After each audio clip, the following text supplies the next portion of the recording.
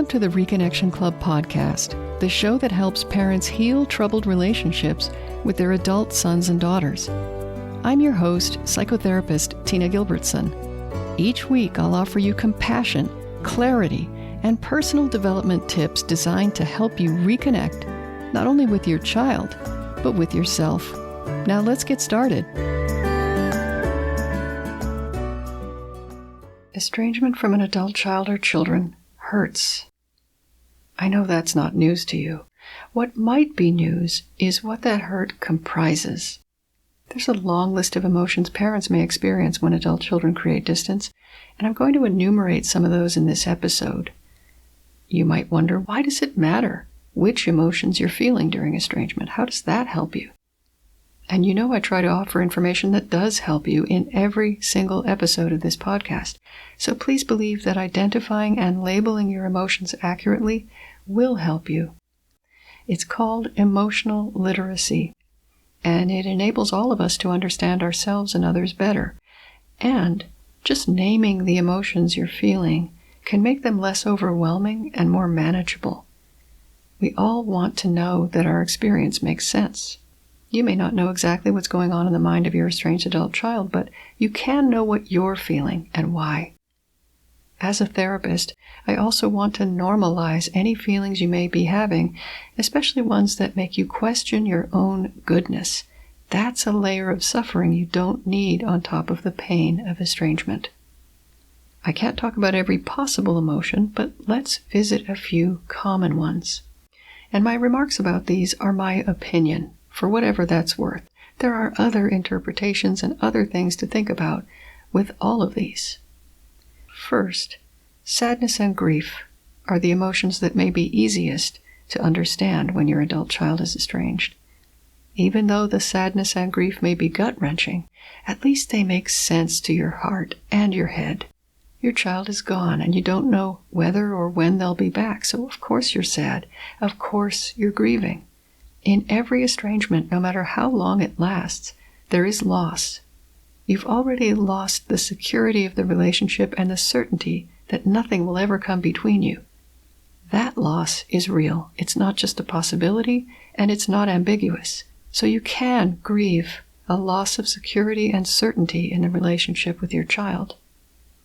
And on the other side of that grief, there can be healing. For most parents I meet with, there's usually more to the emotions of estrangement than sadness and grief. There might be feelings of rejection, abandonment, or loneliness. The pain of being cut off and finding yourself on the outside is extreme, and there's research on social rejection to support that. It's hypothesized that we're psychologically designed to avoid rejection at all costs because way back in human history, we literally couldn't survive on our own. We needed the protection and resources of our group. So the pain of rejection, abandonment, and loneliness may lie in our biology as well as having roots in our own relationship history. Remember episode 95, The Deep Pain of the Rejected Parent? If you haven't listened to that one, I absolutely recommend it. Another pair of feelings that may come calling during estrangement are dread and desperation. If you classify anxiety and fear as emotions, they would also be in this group. Dread in particular is a common emotion that I think doesn't get enough press. Most of us don't use the word dread in everyday speech, even if we're dreading unwanted outcomes almost every day. If there's something you fear to imagine, or something actually on your calendar that you're not looking forward to, try saying, "I dread that," and see if the word fits. Feeling desperate is closely related, as far as I can tell, to anxiety and fear, especially fear of loss. The more desperate we are to hang on to something, the more likely it is that we've lost it before.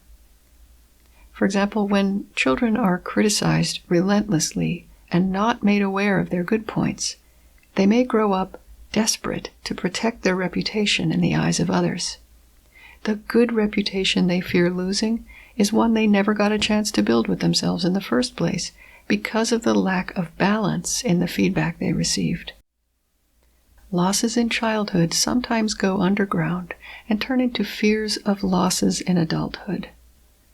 The more painful the initial loss, even if long forgotten or totally suppressed, the greater the desperation to protect against the same thing happening again. For that reason, as unpleasant as it is, desperation can be a useful pointer to unhealed emotional injuries that need compassionate attention. When parents appear desperate to reconnect with estranged adult children to the point where they consistently can't control their behavior, I usually recommend therapy with a local mental health professional. I've talked elsewhere about the impact of desperation on parents' attempts to reconnect with estranged adult children, so look for links in the show notes. Possibly the most common emotion of estrangement is one that almost no one talks about in polite company, and that is shame. I'm not talking about shame as in you did something wrong and you're ashamed of yourself. I'm talking about a deeper, quieter kind of shame that has nothing to do with guilt or innocence. Rather, it's a false belief that there's something inherently wrong with you, almost no matter what you do. It's a core uncertainty about your very worth or goodness as a human being.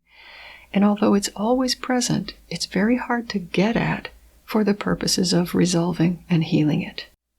That kind of almost unconscious and baseless shame is not created suddenly when an adult child becomes estranged, but it can be suddenly activated by estrangement.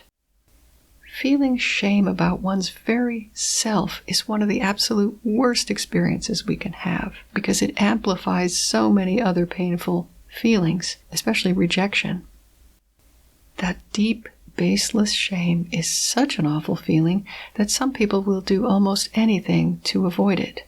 So if you are aware of a deep, irrational belief that there's something wrong with you, you're actually ahead of the game because you've got to feel it to heal it. And in order to feel it, you have to be able to identify that it's there in the first place. Baseless shame is perhaps best addressed through relationships with people who know the whole entire you, warts and all, and still believe in your worth and basic goodness. Many people who carry this sense of shame do have people in their lives who love them, but because they avoid showing what they fear are their worst parts, they don't ever get to feel truly accepted and loved for who they are. When we are completely known and still accepted, that's when we start to heal from baseless shame. Until then, we're vulnerable to it. And as long as we carry shame, it can be readily awakened by disapproval, criticism, rejection, or abandonment. In a word, estrangement activates shame. This is almost inevitable, especially for parents whose children were the only people they ever felt completely comfortable around.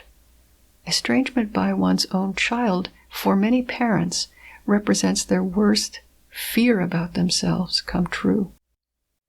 If I had to guess, I would say that shame is the emotion most often responsible for driving unhelpful parental behaviors during estrangement, including paralysis that keeps parents from taking constructive measures to end estrangement.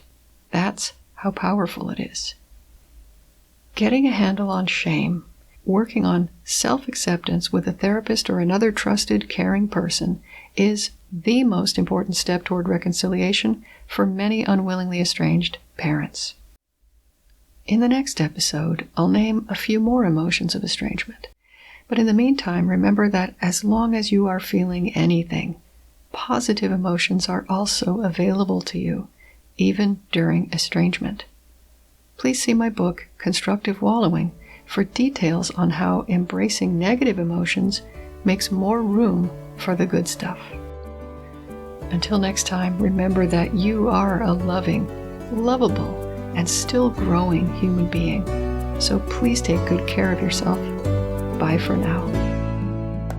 If you've enjoyed this episode of the Reconnection Club podcast, I invite you to check out reconnectionclub.com. The Reconnection Club is for parents at any stage of estrangement from their adult, child, or children. So whether you've just realized there's trouble between you, you've been living with estrangement for years, or you're newly reconciled but still walking on eggshells, the Reconnection Club is your essential resource for information, support, and continued personal growth. With our courses and workshops, expert interviews, monthly Q&A calls, and a friendly, active community, the Reconnection Club is a wonderful place to be for anyone suffering the pain of estrangement from an adult, child, or children. So check it out at reconnectionclub.com.